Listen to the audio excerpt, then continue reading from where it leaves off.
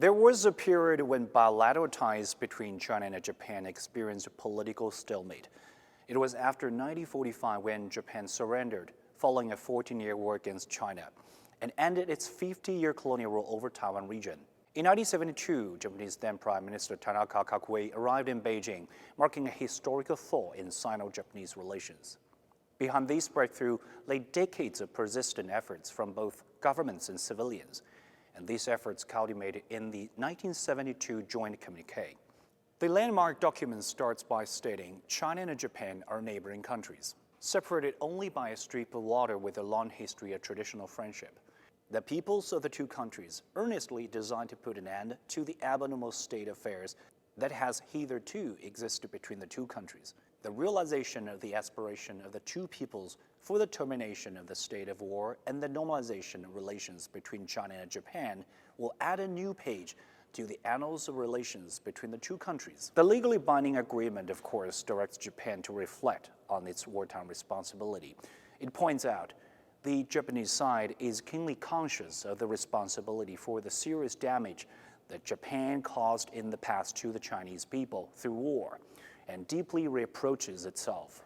And it acknowledges Taiwan as part of China, referring to the Potsdam Proclamation, which has legally binding force in international law and affirmed the restoration of Taiwan to China as a vital part of post-war order. Legally speaking, the Potsdam Proclamation, together with the Cairo Declaration, was expressly accepted by Japan in its instrument of surrender, and thus forms part of the binding legal framework that required Japan to return Taiwan to China.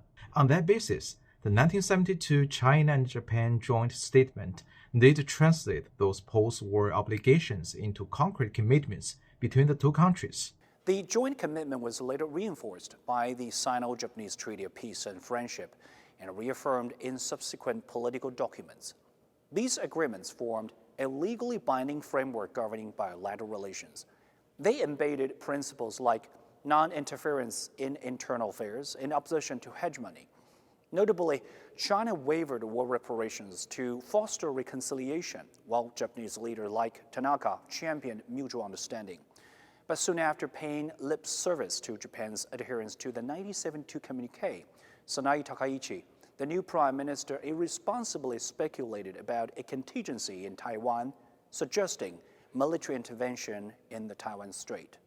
Strategically, it allows Japan to argue that its hands are not tied by past commitments, so it can align even more closely with the United States, treat Taiwan contingency as a Japanese survival-threatening situation, and justify new forms of security and even military involvement around Taiwan.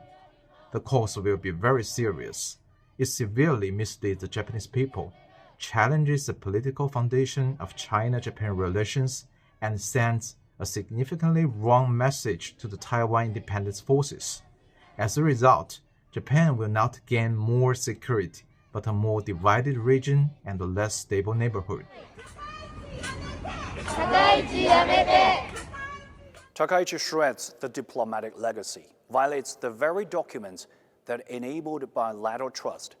Her party embodies a resurgent right-wing revisionism that ignores Japan's colonial atrocities in Taiwan and its post-war repentance. Such provocations, currently condemned by Japanese leaders and media, reveal a dangerous departure from the friendship through hardship spirit, upheld by visionary leaders from the two nations.